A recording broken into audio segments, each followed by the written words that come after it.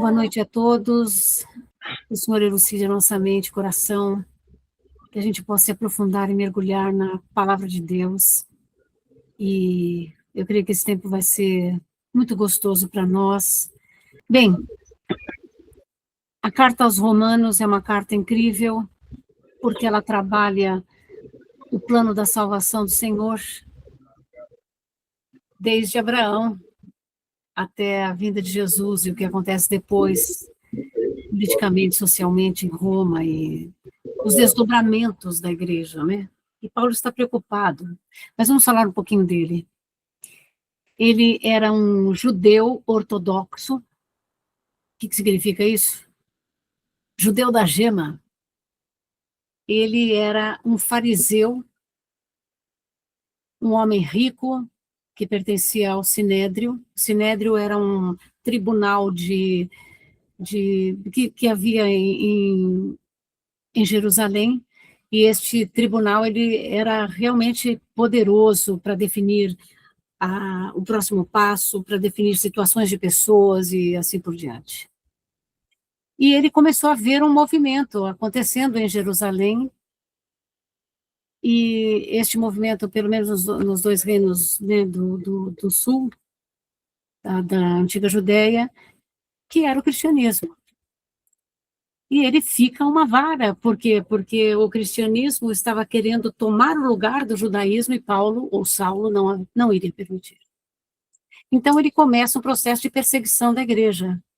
E vai longe mesmo, ele faz coisas horríveis, ele começou a ir rumo a todas as regiões que haviam cristãos para persegui-los, isto com autorização de Roma. Neste momento, ele tem um encontro com Jesus. E ele cai, provavelmente estava a cavalo, e ele fica cego e ele pergunta, quem é você? E Jesus fala, eu sou aquele que você está perseguindo. Eu sou Jesus. E ele tem aquele encontro, ele fica cego, ele fica pasmo, ele está confuso, e ele é levado para um lugar para que Jesus pudesse revelar a ele. E é tão interessante porque ele está perseguindo a igreja, e Jesus diz, você está me perseguindo. E às vezes uma pessoa que persegue você pode estar perseguindo o próprio Senhor. Ele vai embora, ele tem um encontro com Jesus, Jesus aparece, tira as escamas dos olhos, e dá a ele a incumbência de ser um apóstolo do cristianismo. Um apóstolo é o dom de chegar em regiões e colocar as sementes da palavra.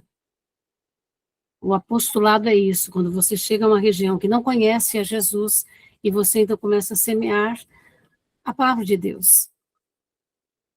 E ele vai. E faz um trabalho impressionante. A coisa mais louca para mim é que ele detestava a igreja, ele detestava os povos gentios. O que são povos gentios? Aqueles que não são judeus. Então ele perseguia, ele era ruim. Justamente ele, Deus dá a incumbência de ir aos gentios para pregar o evangelho. E Pedro, que já gostava dos gentios, Deus dá a incumbência a Pedro a ficar na igreja de Jerusalém. É tão gozado, né? Porque geralmente nas nossas áreas de dificuldade é onde Deus quer nos usar. Pense nisso. E o que está acontecendo agora? Paulo está no fim da sua carreira. A igreja de Roma está completamente dividida.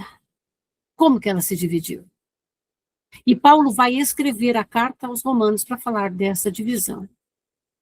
E para deixar claro aquilo que Deus fez em Cristo Jesus, e para deixar claro aquilo que Deus quer fazer a nosso respeito, quem é Deus, o que é a justiça de Deus, o que é a justificação, o porquê do batismo, todas as coisas vão ficar muito claras. É como se ele rasgasse o céu, pegasse o Talmud e a Torá, que é o Antigo Testamento e o Novo Testamento, e ele faz isto aqui, olha, quem era ele?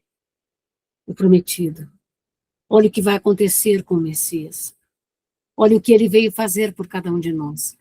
Então, é uma carta incrível, e essa. Cláudio era o imperador romano, ele não está gostando do que está acontecendo em Roma, que a igreja estava fazendo isso aqui, né?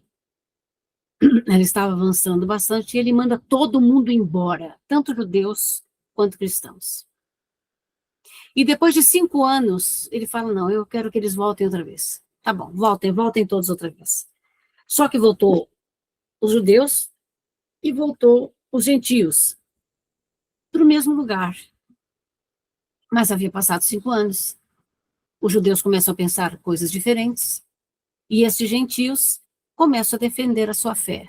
Então existe uma briga em Roma, se eu posso dizer assim, entre judeus e gentios. E Paulo quer o quê? Pacificar, unir os dois na mesma revelação de Deus. Por isso que ele é tão implícito com relação a essa revelação. E por que ele quer isso? Porque ele quer chegar na Espanha. Eu não sei se acho que talvez você não tenha um mapa. A Itália é uma botinha, é como uma bota no mar Mediterrâneo. Aí você vai para a sua esquerda, você vai ver a Espanha. E por que ele quer que o evangelho alcance a Espanha? Porque ele veio de Tarsis. E ele quer evangelizar a Europa, inclusive a sua região. Até aqui tudo bem? Sim? Qual era a divisão? Os judeus cristãos que se converteram a Jesus voltaram atrás em algumas questões. Quais questões? Nós precisamos guardar a Torá, que é a lei. Por exemplo, as comidas que eles comem é a comida kosher, que é a comida santificada, é uma comida diferente. E, por exemplo, eles não comem carne de porco, eles não comem certos tipos de pássaros, eles não comem algumas rações, eles são muito diferentes.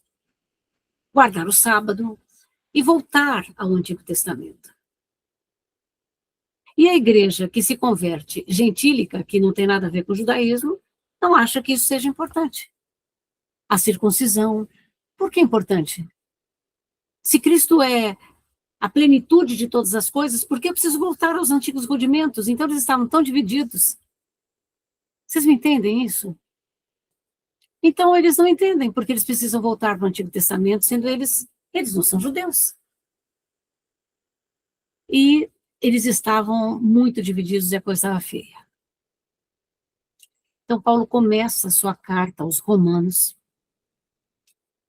do primeiro capítulo ao quarto, falando sobre Jesus, que ele é o rei de todas as nações, e falando sobre a justiça de Deus.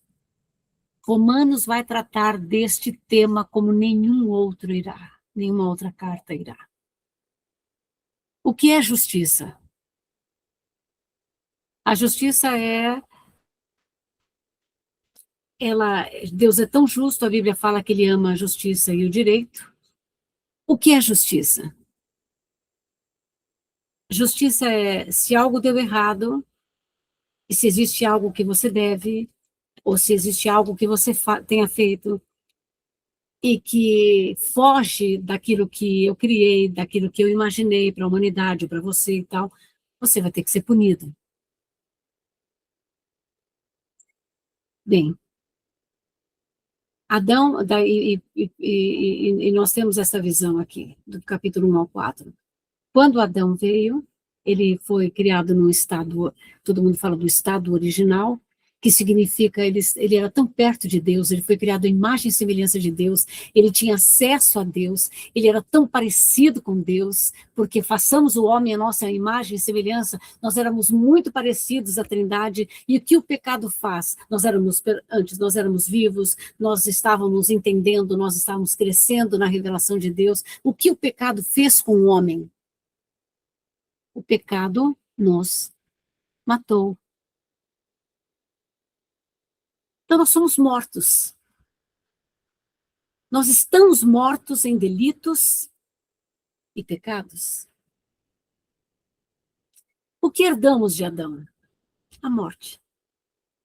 O que morreu em Adão, afinal de contas? Porque quando ele come o fruto e Eva come o fruto, ninguém morre, ninguém fala assim, bom, agora nós vamos morrer. Eles vão morrer lentamente. O primeiro casal está em estado de morte. E como nós viemos disto, nós herdamos a morte. Morte é separação de Deus. Morte é estar em um lugar onde Deus não está. Paulo começa a falar sobre a justiça, sobre a revelação de Deus para a humanidade novamente. Deus nunca se esqueceu de nós. Deus nos quer. Embora o diabo tenha tentado nos destruir e destruir nosso relacionamento com Deus, de alguma forma o Senhor nos resgatou. E Paulo começa a falar assim, olha, a justiça de Deus não se revela na obediência a mandamentos, nem a lei, porque se a justiça viesse por isso, Jesus não teria vindo. E é tão interessante que os judeus, eles tinham, na sua doutrina, para eu me aproximar de Deus, eu estou no estado de morte, então alguém tem que tomar o meu lugar de morto para que Deus possa me ouvir. Então eu sacrificava um cordeiro. Para eu ter relacionamento com Deus, eu tinha que sacrificar um cordeiro para que Deus recebesse aquele corpo ou aquela vida em meu lugar. E depois do sacrifício, eu poderia me comunicar com Deus novamente. Porque alguém deveria estar no lugar de morte. Isso significa, de alguma forma, que alguém deveria morrer por mim. Então, Paulo começa a falar que Deus sempre foi fiel às suas promessas. E que ele quer encontrar em nós este coração fiel. Mas todos estão culpados diante de Deus, tanto judeus quanto gentios. Os judeus são mais culpados do que nós, muito mais, porque eles tinham conhecimento da Torá, eles têm o Talmud, todo o Antigo Testamento, os profetas, os livros de Salmos e os cânticos, tudo, eles tinham a revelação de Deus nas mãos. E eles conseguiram fazer da religião, que seria uma espécie de, eu vou me religar a Deus, algo horroroso. Por exemplo, Deus instituiu o sábado. O sábado é o dia do descanso. Ele é o quarto mandamento. E o que faz? A pessoa, vou descansar.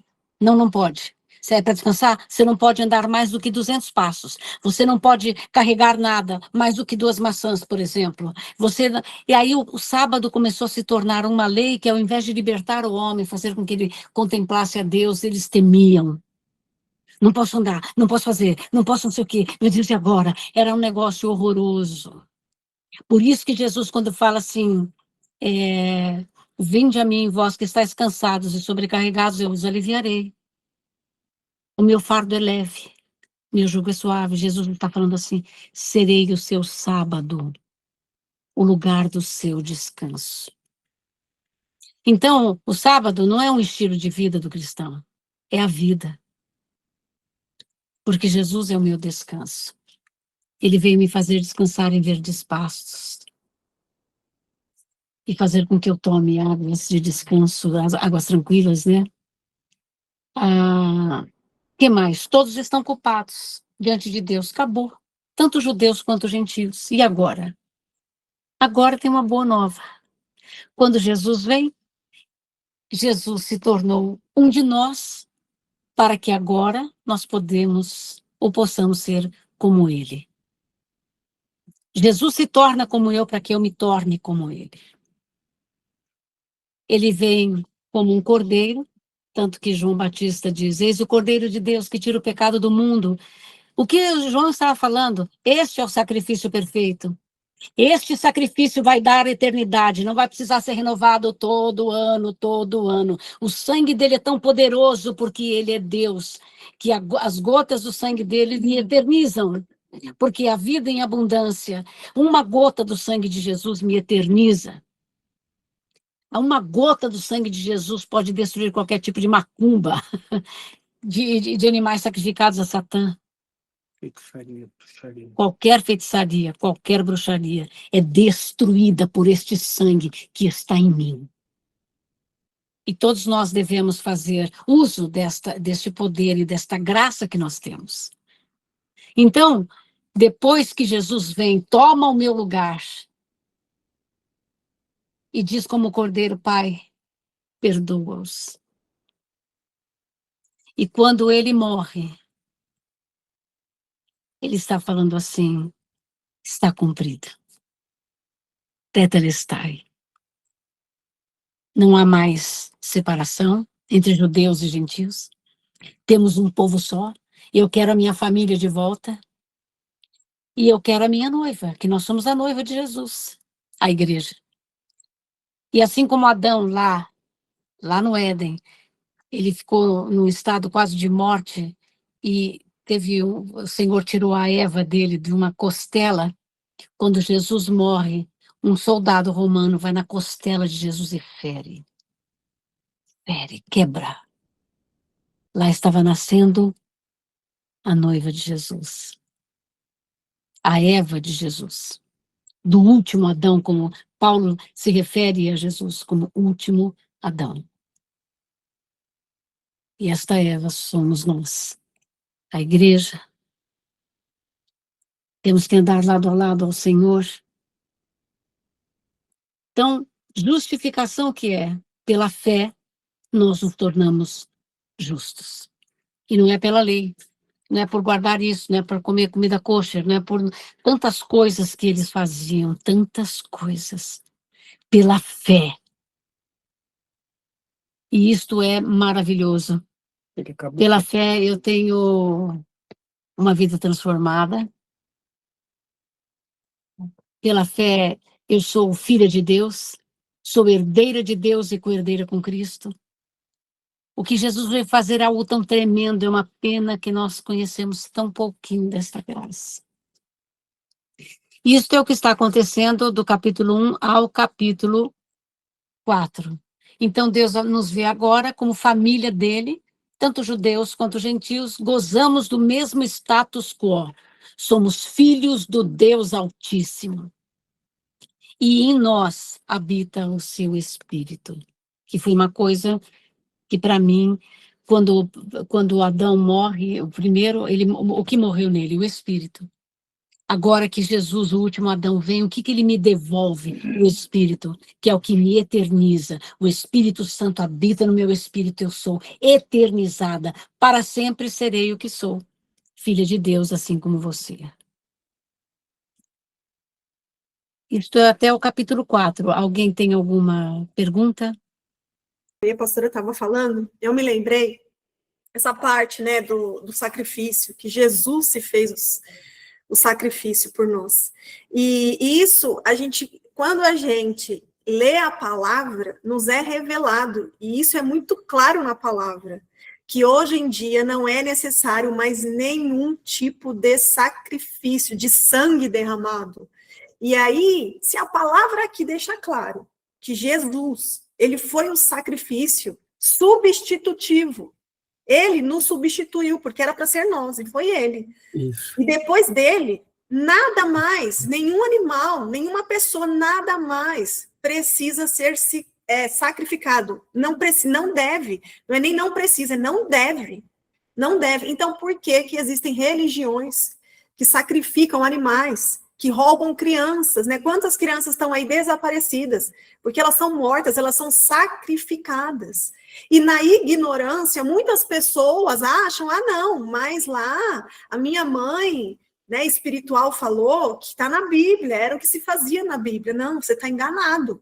Você está padecendo por falta de conhecimento, porque o pior de tudo é que tem pessoas que são inseridas em religiões que fazem sacrifícios e elas acham que lá existe Deus, acham que todos os caminhos levam a Deus, e que os sacrifícios é coisas da Bíblia. Não tem problema não, está lá na Bíblia. Se eu quiser algo, eu vou ter que sacrificar algo, né? E aí a gente começa a perceber como que isso é perigoso, como que a religiosidade é perigosa, porque a pessoa tira lá um ritual religioso que acontecia, traz para os dias de hoje, e simplesmente pula a parte de Jesus, que é o mais importante. Cristo é o nosso centro.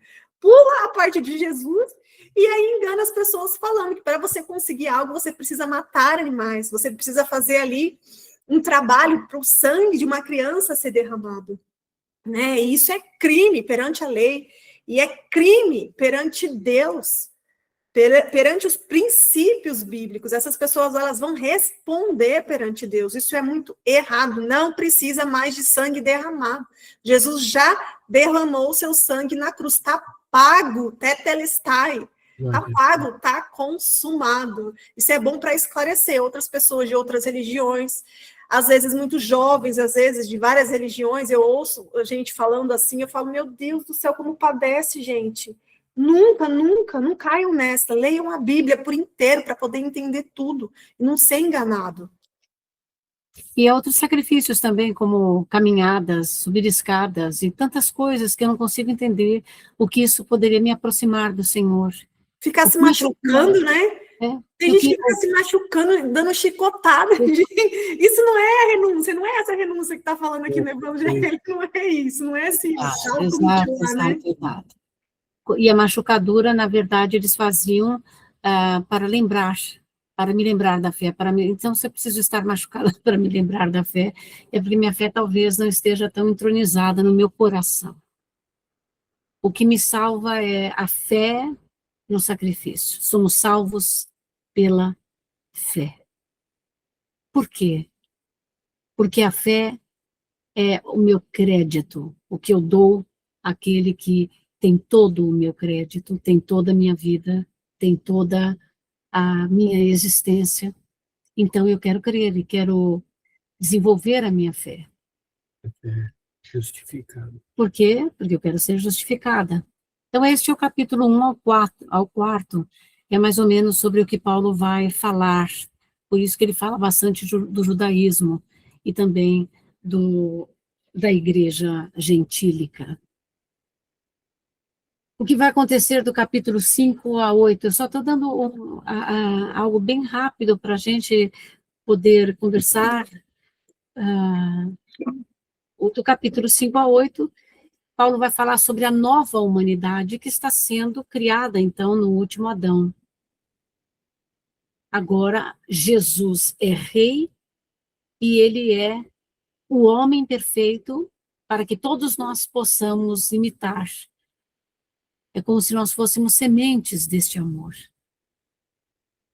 E é interessante que para eu participar deste reino, deste povo que ele fez, que é o povo dele hoje na terra, e que ele quer ver a marca da gente como povo de Deus, nós temos que nos batizar. O que é o batismo?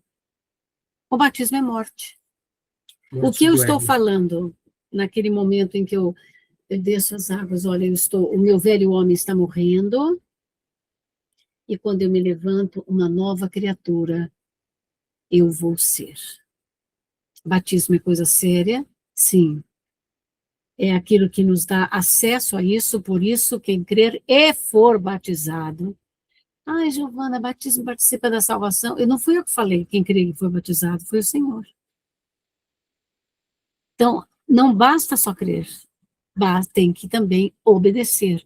E a nossa primeira obediência depois da nossa conversão é o nosso batismo. E se você quiser brigar com isso, você não está brigando conosco, nem com a igreja, você está brigando com Deus. Então, quem crer e for batizado, será salvo. Ressurge uma nova pessoa que faz parte de uma humanidade diferente que Jesus veio restaurar. A imagem e semelhança dele em nós. Amém? Então, a partir deste momento, eu estou liberada para amar a Deus e ao meu próximo, e eu estou liberada para fazer o meu trabalho de servir. Não mandar, não é exercer controle nem domínio, é servir como Jesus serviu. E este servir no sentido de ser útil. A nossa vida precisa ser útil. O que a gente faz, o que a gente fala, precisa produzir utilidade. toda palavra que nós falamos de uma forma ácida, ou palavrões, ou palavras em revoltas, ou reclamações e murmurações, elas consomem a nossa energia, o nosso ser. Elas entristecem o Espírito Santo, ou elas alegram o Espírito Santo. Então, a nossa comunhão com Deus é também a partir do nosso verbo. Aí, o que Paulo vai fazer? No capítulo 5 a 8, ele vai mostrar a lei, a Torá. E tudo aquilo que era feito, aonde eles construíram a fé deles, o judaísmo, e diz que mesmo assim, eles tendo a lei, eles fazendo a vontade de Deus, ou tendo um relacionamento de um judeu normal, eles não foram salvos, eles não foram transformados. Mas eles conheciam que haveria de vir alguém, eles sabiam que essa pessoa viria como Messias, e o fato deles terem crido, eles terem conhecido tanta coisa e não terem ouvido a Deus, eles são mais culpados do que os outros, e isso é muito ruim. Por isso, aquele que conhece a Deus deve permanecer fiel até o fim. Senão, tudo que a gente conheceu vai ser um instrumento de julgamento contra nós. Dá para entender isso? Aí a solução, Jesus vem, mas ele veio, mas tudo bem, fico feliz que ele tenha ressuscitado, mas olha, eu estou do mesmo jeito, não vai estar não. Por quê? Porque eu vou enviar para vocês a terceira pessoa da Trindade. Eu vou enviar para vocês aquele que me preencheu quando eu fui homem. Eu vou enviar a você o meu companheiro que desceu sobre mim no meu batismo em forma de pomba. Eu vou enviar a vocês o Espírito Santo para que a gente experimente o que é libertação. Não é só entender que nós somos livres, é mergulhar na libertação, é gozar da libertação, é fazer com que essa libertação seja tão incrível a ponto de nos fazer libertadores de outros homens. Escravos não libertam escravos. Libertos libertam escravos. Terminamos aqui, então, o capítulo 5 ao capítulo 8 de Romanos. Se a gente enxugar, vai ser isso que você vai ver. Nenhuma condenação. Não há condenação para aqueles que estão em Cristo Jesus. Do capítulo 9 ao capítulo 11, Paulo começa a falar dele. Paulo ama Israel, que era o povo dele. Israel no passado. E ele fala sobre isso. Ele era judeu dos judeus, ele era fariseu, ele fazia, e ele começa a falar sobre quem ele era e como Deus escolheu o povo judeu, e ele se sentia incluído nessa escolha. Ele estava orando e chorando por Israel. Tem uma parte que ele até fala assim: eu preferia dar a minha vida por todos vocês para que vocês fossem salvos. Eu preferia trocar de lugar. Aí ele fala como um israelita, ele dá a sua etnia, né, israelita, mas agora ele fala que ele passa pelo processo de conhecer o Cordeiro e de ser transformado em Paulo, não mais Saulo. Agora ele é Paulo, ele assume o seu nome romano para dizer: eu sou um de vocês. Eu não tenho mais nenhum sentimento de exclusão ou de notoriedade, porque estamos todos debaixo da mesma lei, que é a lei do pecado. Mas agora eu conheci aquele que me libertou. Então ele fala sobre a nova família na fé, baseada na fé. E isso é incrível. E ele se sente realmente parte da família. E ele quer aumentar a família de Jesus. E ele fala chega um momento que ele fala assim: para mim o viver é Cristo. E o morrer é lucro. Porque não há morte para nós. Nós passamos desse estado a um estado de vida. Queria saber se ele fala sobre, ele faz uma coisa muito interessante. No capítulo 11 ele fala sobre não era videira, era, ai meu Deus, a figueira. ele diz que Israel fazia parte,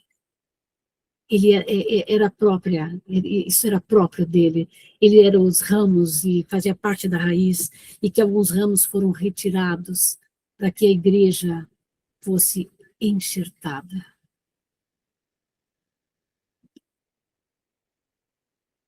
Nós éramos nada, emprestados, mas fomos enxertados na vida para dar frutos.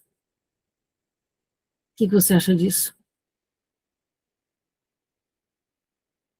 Não é lindo? Eu quero dar frutos. Não por mim, não é o meu galho, é por eu estar ligada à raiz. E todos nós devemos dar frutos. Isto é o que acontece, então, no capítulo 5 ao capítulo 8. Eu fiz aqui umas anotações. Mi, quer completar alguma coisa? Alguém quer? Por favor, façam perguntas. Então, aqui é legal a gente frisar essa parte que a pastora falou desde o começo, né? Da fé. A gente precisa entender que a fé, ela não é um sentimento, ela é uma decisão, né? Assim como perdoar, você não vai perdoar como forma de sentimento. Você vai decidir perdoar e o Senhor Jesus vai te ajudar a liberar esse perdão. É a mesma coisa com a fé. Você precisa decidir crer. Sim. Para que o Espírito Santo trabalhe em você, para que ele ilumine o seu entendimento, para que a gente leia a Bíblia e para que ela seja revelada a nós. Então, esse livro de Romanos, ele fala muito nisso, né? Ele fala que o justo, ele vive pela fé. Você é justificado por Cristo, não por mérito seu. Não é porque você é justo, não. Você é justo porque você foi justificado por Cristo. Eu fui justificada por Cristo, porque eu não tinha como eu ser uma pessoa justa por mérito meu, em hipótese alguma. E eu preciso crer nisso, eu preciso ter fé. Eu fui justificada por Cristo. Eu preciso acreditar nisso, é questão de fé. A gente precisa ter fé. E acho que foi semana passada que eu mandei um vídeo lá no grupo e era um testemunho de uma muçulmana. E essa muçulmana, ela fala um pouco sobre a religião dela, né, no Islã, do islamismo. E aí ela fala que ela teve um acidente e que nesse acidente ela morreu. E quando ela morreu, ela foi parar no inferno. E lá no inferno, ela viu uma avó dela, se eu não me engano, era a avó dela. E ela não entendeu nada. Ela falou, vó, o que você está fazendo aqui, vó, no inferno? Você foi uma pessoa boa, você foi super religiosa, você nos ensinou sobre a religiosidade, sobre fazer todas as orações, sobre seguir todas as leis do Islã. O que você está fazendo aqui, vó? E a avó dela falou para ela, nós estávamos errados, porque somente Jesus é o caminho, a verdade e a vida. Ninguém vai ao Pai se não for por ele. Aquele que não estiver nele vai vir aqui para o inferno. E ela disse que ela ficou abismada porque ela estava inconformada. Não é possível. Eu cumpri todos os rituais religiosos. E olha, gente, que o islamismo é cheio de regras. Ela falou, não é possível isso. E aí ela chegou lá, ela ficou muito triste. Ela falou que lá era um lugar horrível. E que depois veio alguém, retirou ela e levou ela para o céu. Aí quando chegou lá no céu, ela teve um encontro com Jesus e ela começou a entender que realmente é de verdade, que essa vida é passageira, que o que importa é a eternidade. E aí depois ela voltou, né? Ela tinha morrido e aí ela ressuscitou, ela voltou e ela contou essa experiência dela pós-morte. E a partir dali começou a luta dela, porque imagina, ela, né, toda a família dela, ela era casada com um príncipe do Islã, então para ela era muito difícil. E Jesus falou para ela, a sua missão é salvar o seu marido, a sua família e seus filhos. Você vai voltar para isso. Você não vai voltar para viver uma vida à toa, para passar lá na terra à toa. A sua missão é essa, você tem que avisar todo mundo. Só que para ela vai custar a vida, gente. A vida. Então, para ela ter essa coragem, ela precisou dessa experiência para ter certeza, para ter fé que a nossa eternidade é depois dessa vida, depois que a gente morre aqui nessa terra, né? E a gente vive no dia a dia, a gente vai na igreja, a gente lê a Bíblia, a gente ora, mas tem momentos que a gente fala, Senhor, será que eu teria coragem, papai? Se viesse aqueles terroristas lá e falasse para mim, você precisa negar Jesus, senão eu vou matar você, a sua família, e vai fazer todas aquelas atrocidades, será que a gente teria coragem de falar, não, eu não nego Jesus, pode matar meu filho, meu marido, todo mundo, eu não nego Jesus. Isso é ter fé. Quando a gente olha todas essas igrejas perseguidas, essas pessoas que morrem por Cristo, Isso é ter fé, é acreditar de fato na eternidade. É falar, já deu nessa vida aqui. Se eu morrer, é lucro. É como Paulo falou, viver é Cristo e morrer é lucro. Então, eu já vivi para Cristo, eu morro. Não tem problema, eu morro, porque eu sei que o que vale é a eternidade. Não vou viver a eternidade aqui na Terra, eu não vou levar nada daqui da Terra. E o livro de Romanos nos leva muito a refletir sobre isso. Né? É viver na fé, que não é um sentimento, é uma decisão. E nós somos justificados por Cristo. Então não é nada sobre nós, é tudo sobre Ele. É sobre passar uma vida aqui nessa Terra servindo a Ele, ganhando mais almas para o reino de Deus.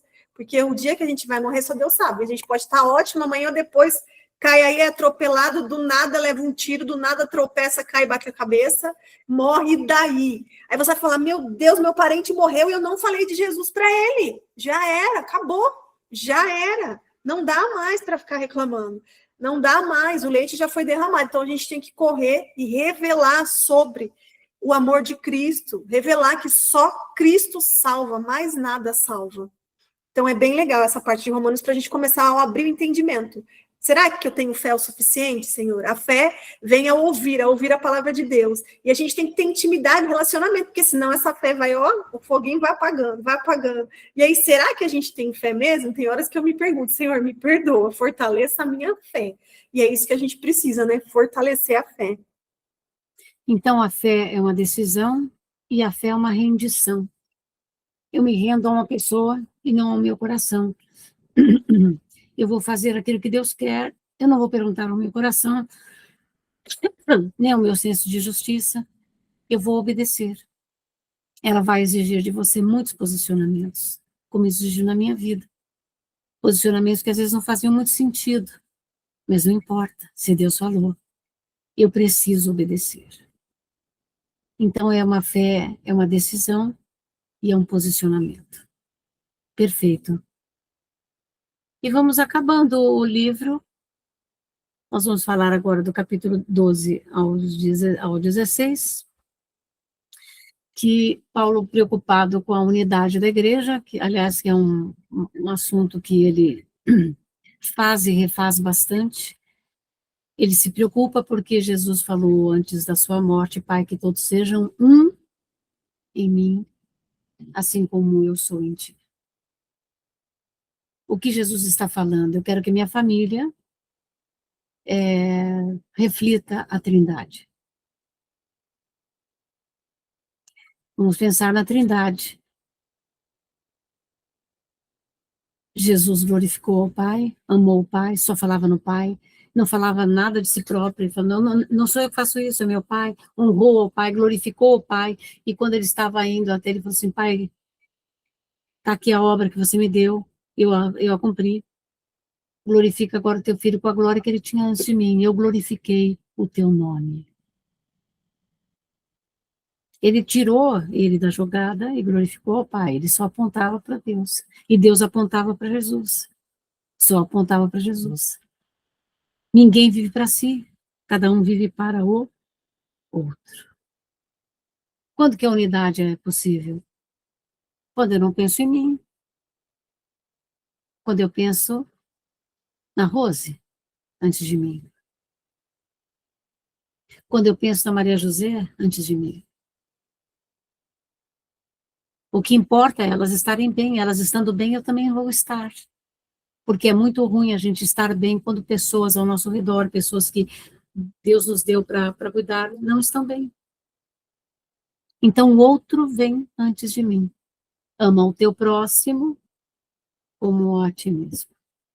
Quando o próximo chega antes, então nós estamos tomando uma atitude de conservar a unidade. Por isso que qualquer tipo de egoísmo, ganância, de controle, de tantas coisas ruins, de autoridade que parece ninguém foi chamado para ser patrão de ninguém. Nós somos um modelo apenas, um modelo. E que o meu modelo possa ser tão parecido com Jesus, que eu possa ter muitos imitadores. Só. Se eu estou imitando a Cristo, que as pessoas me imitem para imitá-lo e para conhecê-lo através de mim. Então, Paulo fala sobre o amor, fala sobre humildade, perdão, que a gente deve servir um ao outro, e que o amor cumpre a lei.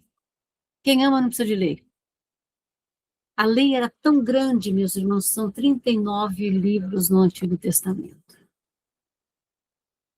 Os 5 primeiros era a Torá, né, que é a lei de Moisés, muitos detalhes, muitas coisas.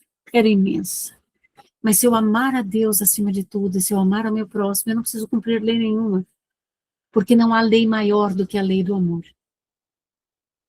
O amor é libertador.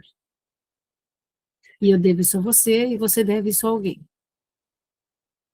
Nós temos um amor muito grande por nós mesmos, pela nossa imagem, por tudo aquilo que a gente faz para, de alguma forma, ter proeminência no mundo que está se acabando, como a Mi falou. Nós estamos aqui de passagem mesmo. Eu tenho consciência de que nós somos apenas peregrinos aqui. Eu não preciso ter o carro do ano para que você me admire. Isso é um absurdo. Eu só preciso amar. Estamos terminando. E Paulo fala sobre a unidade entre judeus e os gentios. Ele está curando uma divisão ética enorme e que durou muitos anos. Muitos anos. É uma pena. A gente só divide, meus irmãos, é uma pena. E se a gente divide é porque a gente quer prevalecer. Pense sobre isso. O que a sua vida tem trazido? Paz, amor, reconciliação. Ele está falando isso no capítulo 14 e 15, que ele está curando a divisão ética. E no capítulo 16, ele vai falar muito bem de uma mulher que era talvez responsável pela igreja de Roma, uma mulher chamada Febe. E provavelmente foi ela que leu esta carta para a igreja romana. Aqui é algo muito rápido, realmente muito rápido, mas acho que deu para a gente saber algumas coisas do livro de Romanos. Amém, queridos? Amém, amém. Muito bom, pastora. É bom porque a gente já tem uma visão ampla agora do livro de Romanos. E eu vou falar aqui uma coisa que está queimando aqui dentro, que eu lembrei de mim. Ó, no capítulo 12, no versículo 19, fala assim, ó: Amados, nunca se vinguem, deixem que a ira de Deus se encarregue disso, pois assim dizem as Escrituras. A vingança cabe a mim, eu lhes darei o troco, diz o Senhor. Aí eu fico pensando, né, como Deus é misericordioso, porque eu passei muitos anos da minha vida tramando vingança. Como Deus é misericordioso. Como eu pensava em vingança e justiça com as próprias mãos, e como que o evangelho transforma e renova a mentalidade, porque foi um processo. Eu ficava orando e falando, Jesus, eu levo cativo todos os meus pensamentos. Quando começava a vir pensamento ruim aqui, sabe? Eu ficava, Jesus, leva, Senhor, os meus pensamentos, que eu estou com pensamento ruim aqui, Senhor. Eu estou querendo tramar uma vingança aqui, Senhor, porque eu me achava justiceira, né? E não tem nada a ver com os princípios bíblicos, é conforme a mão humana, né? É conforme a justiça humana e não a justiça divina.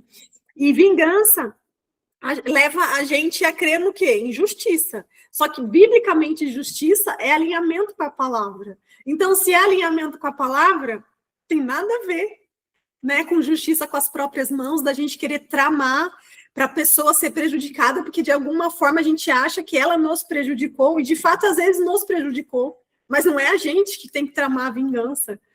Então, isso aqui é muito importante para a gente, porque quem aqui, né, que mulher aqui, que homem aqui, que nunca passou por uma situação e não pensou algum dia, né? Olha só, e a gente acha que às vezes, não, eu tô de boa, eu sou uma pessoa exemplar, né? Eu sou exemplar, Senhor. Nem precisa me convencer de nada, não, eu não tenho nada para arrepender, não, eu sou tão boa.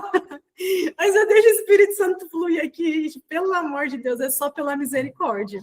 Muitas vezes eu lembro que desde a minha infância, Eu achava um monte de coisa injusta. E como que o Senhor trabalha na gente? Aí você vai lendo a palavra e você vê aqui, a vingança não pertence a nós, pertence ao Senhor. A pessoa pode ter feito a maior atrocidade, mas não pertence a nós, não é a comunidade que tem que ir lá e linchar uma pessoa. A gente tem que levar ele para que a lei seja cumprida aqui na terra. E a vingança será do Senhor. Eu li esse versículo aqui, queimou e me lembrou aqui dos meus pensamentos ruins. Toda vez eu peço para Jesus, leva cativo, Senhor, leva cativo os meus pensamentos. E funciona, viu? É fé, é uma decisão. E funciona. Se funciona comigo, funciona com todo mundo, gente. Começa a clamar e pedir para Jesus, levar os pensamentos ruins que ele leva. Quem mais, gente? O que marcou vocês aí, conforme a pastora foi falando, e a gente foi folheando aqui a Bíblia? Tem alguma coisa que marcou? Algum versículo que marcou vocês? Não tenham vergonha, aproveitem que a professora está aqui. É a Pro Giovana. Aproveita. Vamos aproveitar a Pro e vamos perguntar. Oi, Mi, eu quero falar. Pode perguntar. Eu vou fechar o meu para não atrapalhar o meu microfone. O que me marcou, assim, que eu achei interessante, agora até queria perguntar, assim, quando fala amar ao próximo como a ti mesmo, quem é o próximo? Família? O próximo são todas as pessoas que chegarem a mim? É isso, Rose. Amar o próximo é amar a sua família. Amar, eu não digo que é por incrível que pareça, não é uma postura sentimental, porque muitas vezes as famílias se ferem muitos, né, ferem pessoas, e daí quando fala assim, ama o teu próximo, eu não posso amar minha tia que me feriu, que fez isso, que fez aquilo, que fez aquilo, que fez aquilo outro. Então, o que é o amor?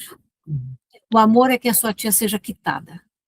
Uhum. Eu quitou a sua dívida, você quita a dívida da sua filha, da sua tia. Orando por ela, abençoando ela todo dia.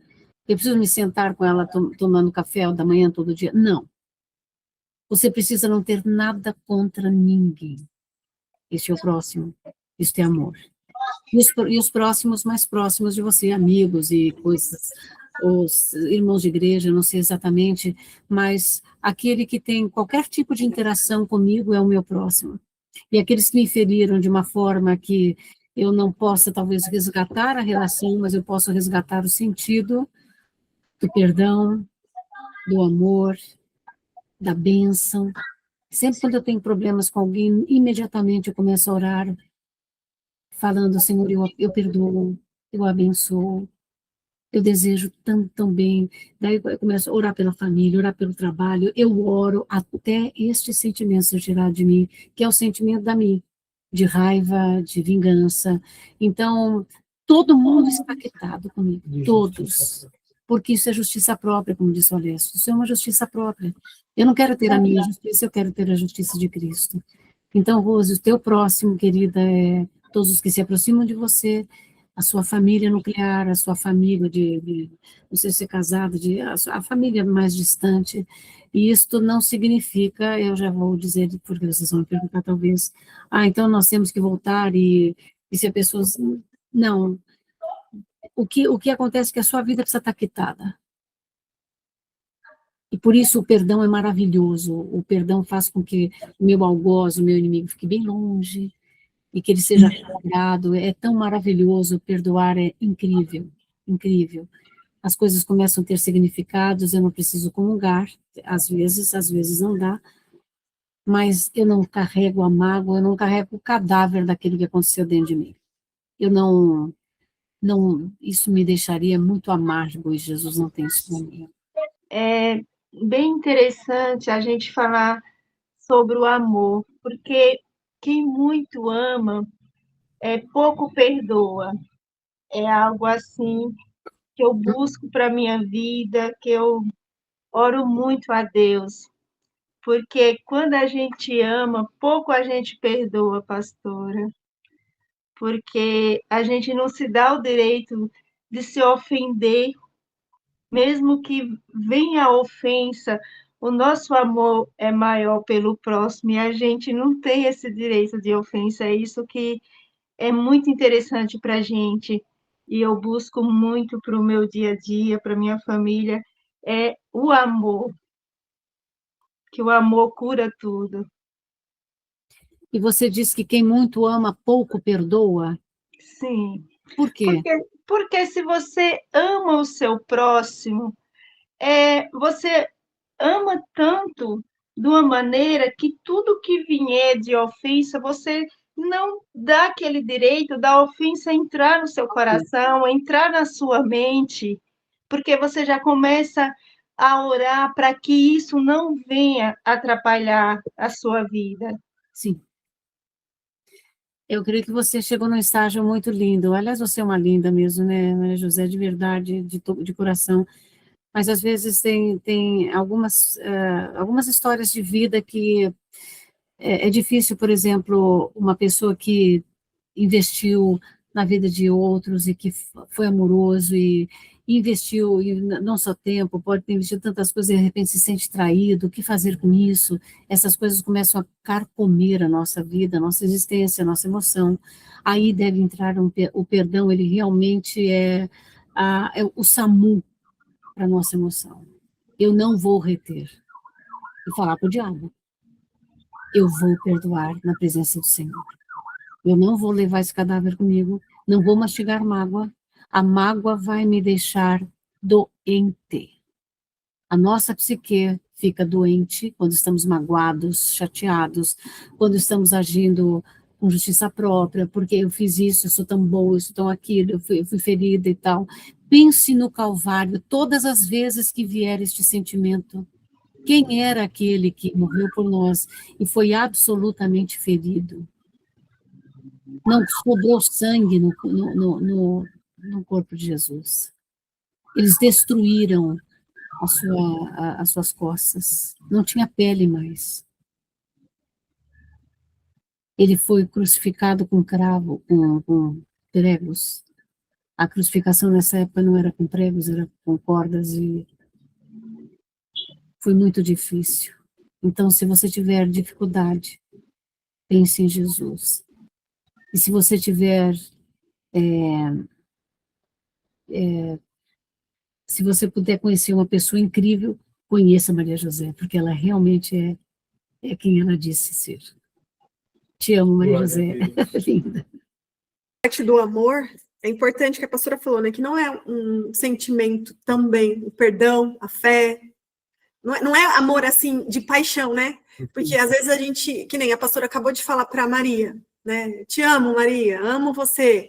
Você fica pensando, nossa, mas né, eu tenho comunhão. Para mim, no começo, na comunhão na igreja, foi difícil dizer para alguém que eu amo você, sem conhecer alguém profundamente. Eu falo, como assim eu amo alguém? Né? Mal conhece a pessoa, e a pastora vinha falar, eu amo você, amo você. Eu ficava assim, tipo, tinha uns bloqueios em mim. Eu falava, mas como assim?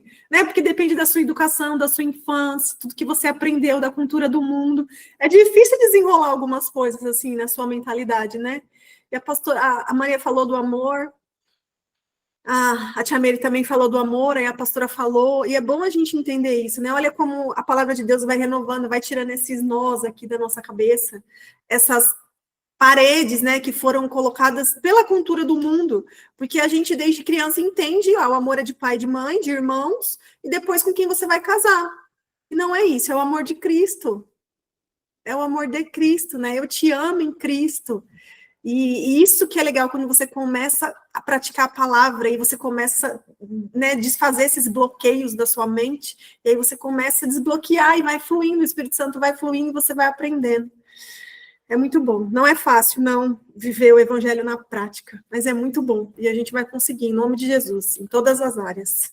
Eu vou agora só falar meu texto predileto de Romanos, é um versículo que tem muito a ver comigo. Portanto, irmãos, peço pelas misericórdias de Deus que ofereçam o corpo de vocês como sacrifício vivo, santo e agradável a Deus, que é o vosso culto racional. Não se amoldem ao padrão deste mundo, mas transformem-se pela renovação da sua mente, para que vocês experimentem qual seja a boa, agradável e perfeita vontade de Deus. Transformai-vos pela renovação da vossa mente, para que a gente experimente a vontade de Deus. Ninguém mais quer falar? Podemos encerrar, então? Então, vamos orar? Vamos todo mundo tentar se concentrar para Deus falar com a gente. Muito obrigado, papai. Obrigado, Senhor. Obrigada, Jesus. Obrigada pela sua palavra. Verbo encarnado, muito obrigada, Senhor. Nos ensina, Senhor. Trata no individual, papai. Nos ensina a amar, Senhor, como Cristo. Nos ensina a perdoar como Cristo. Fortaleça a nossa fé, Senhor. Traga a cada um de nós experiências sobrenaturais, papai. Para que a gente possa cada vez mais crer, para que a gente possa dar testemunho, Senhor, porque os testemunhos, Senhor, é para glorificar o teu nome, Senhor, é para que mais almas sejam alcançadas, Senhor. Limpa o nosso coração, Senhor. O Senhor nos sonda, o Senhor nos conhece, papai. Limpa cada coração aqui, Senhor. Tira toda mancha suja, Senhor. Renova a nossa mentalidade, papai. Renova, Senhor. Nós entregamos tudo a ti diante do seu altar, papai. Faz o que o Senhor quiser conosco, papai. Essa oração é perigosa, Senhor, mas é verdadeira e nós queremos, Senhor. Faz de novo, Senhor. Nos quebra e faz de novo. Nós queremos ser como Cristo, papai. Nós queremos pensar como Cristo, mas não queremos nos perder nos nossos pensamentos. Nós não queremos agir pelas nossas emoções. O nosso coração é enganoso, Senhor. Nós queremos subir de nível, Senhor. Nós queremos ter cada vez mais intimidade contigo, Senhor. Nós te amamos, papai. Nos puxa, Senhor, para mergulhar em águas profundas, papai. Queremos sentir o seu cheiro, o seu refrigério, papai. A sua brisa, Senhor. Vem com a sua brisa sobre as nossas vidas, Senhor.